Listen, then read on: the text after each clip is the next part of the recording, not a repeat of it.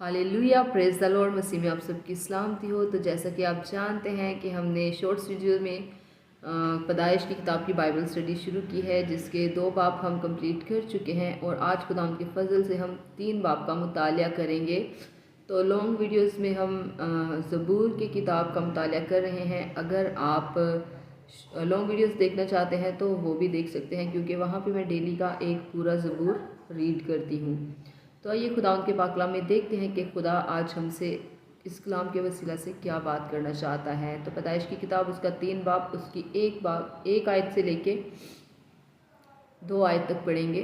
खुदा के पाक कलाम में यूँ लिखा है, और सांप कुल दश्ती जानवरों से जिनको खुदा ने बनाया था चालाक था, और उसने औरत से कहा, क्या वाकई खुदा ने कहा है कि बाग के किसी दरख्त का फल तुम ना खाना? औरत ने सांप से कहा कि बाग के दरख्तों का फल तो हम खाते हैं।